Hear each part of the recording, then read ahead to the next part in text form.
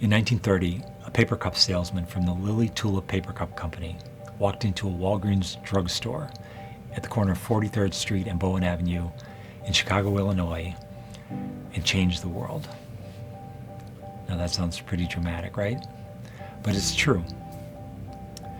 You see, at the time, the U.S. was still in the middle of Prohibition, and all the bars and speakeasies were closed, and drugstores became a popular gathering spot for people because they were creating these new beverages called soft drinks.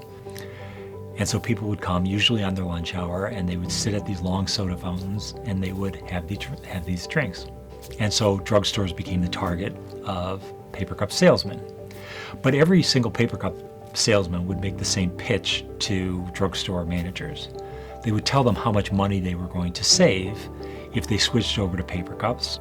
It never really worked with any of the drugstore managers. They didn't have any intention of switching, and they didn't want to. It was too much of a hassle for them.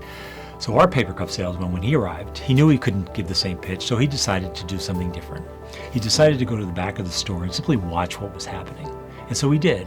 So a little before noon, some people came in, 10 people came in, they took all the seats at the counter, and they sat there, and they stayed there for the entire length of lunch. New people would come in, they'd look for a seat, they couldn't find one, they'd turn around, and they would leave. And this would happen over and over again. And it finally occurred to him, he had this aha moment, and he knew what the problem was. So he rushes back to the Lily Tulip Paper Cup Company, and he meets with the engineer, and he tells him he needs a prototype. He needs something to go along with his paper cups.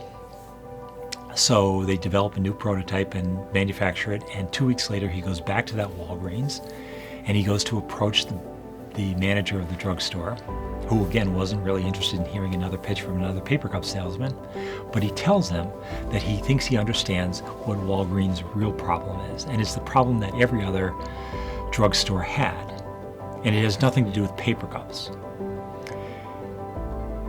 And he explained to them what he saw that day, which is that every customer that came in that tried to find a seat had to turn around and leave when there wasn't one available. The real problem was that they didn't have enough space or enough seats for all the customers, and they were losing all this business as a result of it. And so he had a solution that he was going to offer them. They didn't need just paper cups. They also needed lids for those cups. And the to-go business was born. And it made all the difference.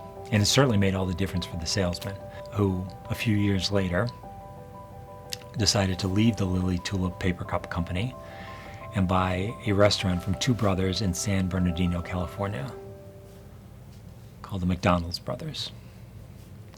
And Ray Kroc took this insight that he had at a drugstore in a Walgreens and turned it into the largest franchise in the world.